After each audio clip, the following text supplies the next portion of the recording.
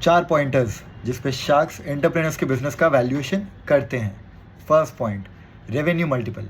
Revenue multiple में क्या होता है कि अगर आपका बिजनेस 1 करोड़ का सेल कर चुका है तो और आप मांग रहे हो वैल्यूएशन 4 करोड़ का, यानी कि 4 साल लगेंगे आपको ये 4 करोड़ का वैल्यूएशन कमाने के लिए।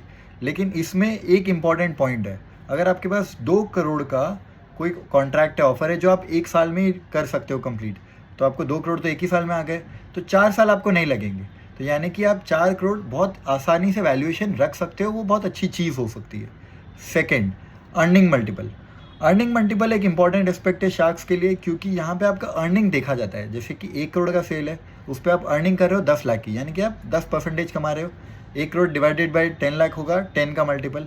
लेकिन इसी जगह आप 5 लाख कमा रहे हो तो 1 करोड़ डिवाइडेड बाई 5 लाख तो क्या हो जाएगा 20 का मल्टीपल। तो वो डिफ्रेंशिएट होता है। अब अर्निंग इंडस्ट्री में क्या चल रही है, अगर इंडस्ट्री में चल रही है 12 का मल्टीपल चल रहा है, तो यानी कि 10 लाख मल्टीप्लाइड बाय 12 तो 1.2 करोड़ का आपका टोटल आता है। तो आपको 4 करोड़ कमाने के लिए 1 डिवाइड बाय 1.2 करोगे तो 4 साल से कम लगेंगे। ये हो गया आपका अर्निंग मल्टीपल जिस पे वैल्यूएशन वापस की जाती है। थर्ड एक इंपॉर्टेंट एस्पेक्ट है, वो है फ्यूचर मार्केट एक्सपेक्टेशन। अब फ्यूचर में क्या है किसी को नहीं पता, लेकिन जैसे आपने देखा होगा पीयूष बंसल है, अश्विनी ग्रोवर है, ये लोग ईवी सेगमेंट पे बहुत ज़्यादा फोकस रहते हैं। बाकी सब हो B2C सेगमेंट पे ज़्यादा फोकस रहते हैं। तो B2C तो बहुत अच्छा कॉन्सेप्ट है, लेकिन ईवी सेगमेंट है, आगे चला नहीं चला वापस गॉड नोस, किसको पता नहीं है। लेकिन टेक चल सकता है, ईवी अच्छा चल सकता है, हमें भी इस पर बेट करना चाहिए।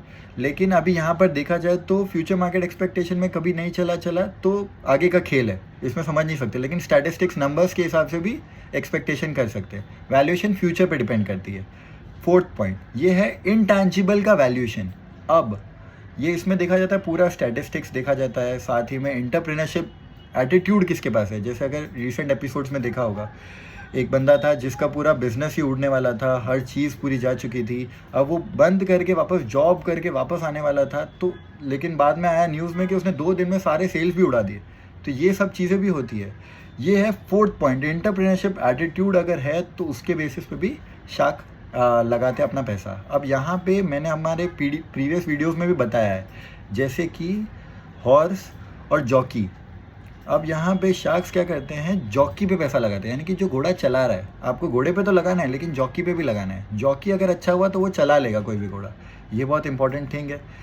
अब यहाँ पे अगर आपको ना पता हो तो अगर मैं आपको बता देता हूँ कि ये पॉइंट में क्या होता है कि अगर 100% डील हुई है, समझो 100 लोगों की डील हुई है, 100 में से 20% ऐसा होता है जब डील आगे क्लोज नहीं हो पाती है, क्योंकि कुछ ना कुछ पॉइंटर्स की वजह से थरो प्रोसीजर होता है उनका, उसमें अगर क्वालिफाई नहीं हुए आप तो डील नहीं होगी।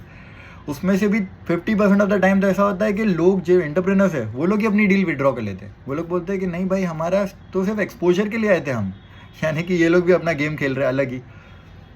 इसकी वजह से क्या होता है, शार्क टैंक पे आने की वजह से कम 15 से 20 टाइम उनकी सेल्स बढ़ जाती है। आपने देखा होगा बनाना चिप्स जिसमें इन्वेस्ट किया था शार्क्स ने, तो उसका सेल 20 लाख के आसपास का था, वो 2 करोड़ पहुंच गया, यानी 10 टाइम्स गेन हुआ।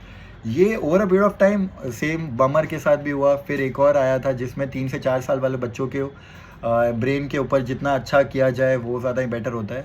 तो ये सारी चीज़ों पे शार्क टैंक का एंटरप्रेन्योर्स का बहुत अच्छा रिलेशन बैठ रहा है, एंटरप्रेन्योर्स को और ज़्यादा एक्सपोजर मिल रहा है।